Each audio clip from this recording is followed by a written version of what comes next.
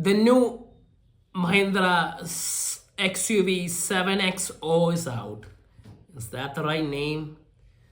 Well, it's the newer version of the XUV 700. And honestly, this car, there wasn't a lot you could do to make this car better because this was already a pretty great car. People love the car. It's a big 7-row SUV. It's a family SUV.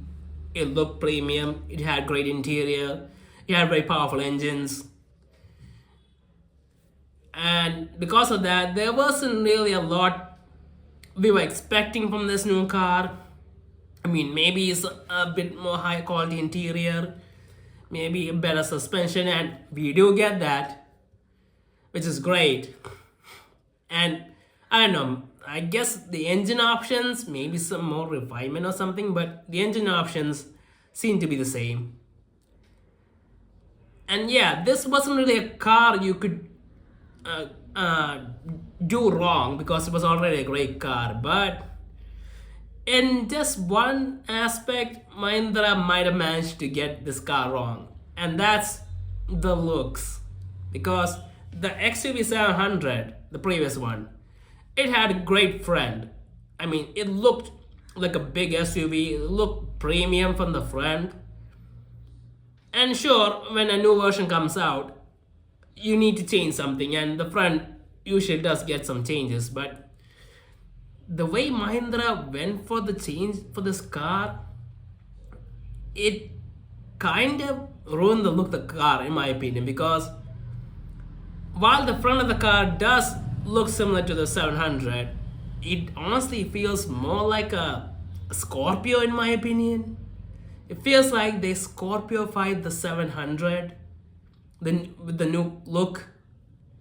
And that's not a good thing because now when I look at this car, it feels like a type of rugged, off-roadish type of car from the front. And that's not the type of car this is. Because from the sides and the back, it's okay. But from the front, the Scorpio-fied look kind of brings the premiumness, the visual premiumness of the car down, in my opinion. And I feel like Mahindra kind of messed up with that. Now, will that impact the sales of this car? I don't think it will impact it that much. Although we can't be sure because there was another car that looked great, but when the update came, they messed with the design, and because of that, yeah, people are kind of turned off by the look of the car. And that was, well, that was a smaller car. It was the i20.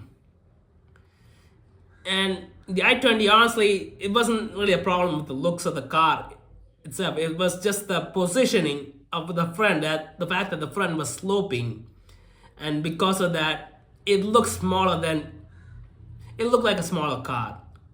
And if it had a more of an upright bonnet and all that, it would have looked bigger and probably would have done really well in terms of looks at least.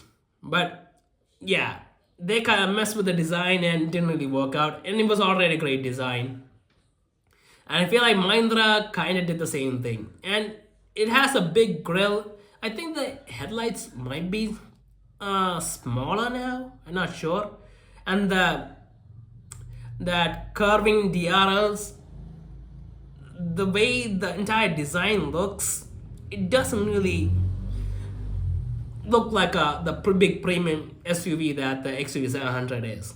And that is a problem, and that is probably going to end up turning a lot of people off because as great as the car is, with the interior and the new suspension and the great engines, when you get to this level of car, people, the looks really do matter to people, in my opinion. Because when you're paying that much money for a car, you want to look big, great, and when you're paying for this kind of a premium experience, you want the car to look premium on the outside. And this car, honestly, doesn't look premium. Honestly, this previous 700 looks a bit more premium compared to this. And yeah, I think that is going to turn a lot of people off. But is it going to really impact the sales that much? I don't think so, considering the competition. I mean, what's this car competing with? Compared to the competition, it's still gonna do well, but it's gonna. I feel like it's probably gonna end up taking a hit because of this in terms of sales, just because of look, because it is important to a lot of people. Now, the other problem I have with this car is, well, it's the screens, because it now has a big. It has three screens that stretch across the dashboard. Basically, the dashboard's half screen now. And now I don't remember if the base versions get the three screens too, or it's just two screens. But anyway, I'm guessing when you spec it out, I'm gonna end up getting the version with three screens. And the whole three screen thing to me feels like it kind of diminishes the interior of the car, because it's a curved screen that goes all the way around, and there's three separate screens inside the curved thing. And honestly, the third screen, I feel like it's unnecessary. I mean, it feels like turning the car into a phone or a tablet or something at that point. Now, the first two screens, the digital instrument cluster and the center screen, I honestly like that, and I think all cars should have both those things as standard, because it shows so much information and you can do so much stuff in the car with those screens. I feel like those are necessary. The third screen, honestly, it's an entertainment thing, and I really don't think it's necessary. I mean, we're looking at screens and phones most of the time anyway. Now everyone's gonna be looking at them when they're driving, when they're in the car, even though they're not driving. And yeah, I don't really like it. I feel like the two screens should have been enough, and I feel like the two screens should have been separated, and the driver's screen, the instrument cluster, should have been had a specific covering, like some of the early cars do, and that would give the driver more of a personalized experience, because this big screen just stretching out, it doesn't feel personal to the driver, in my opinion, and I wish that would change. But yeah, other than that, the new dampers, what are they? The Da Vinci dampers. I'm hearing it's really good, so that's great. So it's gonna have a better ride, and it's still got great engines, and still has good quality interior. It's a 7-row SUV, but yeah, these two small things.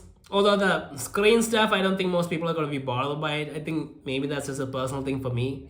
But the looks, it might be a issue. But we'll have to wait and see what the competition does about it, and whether they can come up with a competitor. Although I think it'll be really difficult to compete with this car.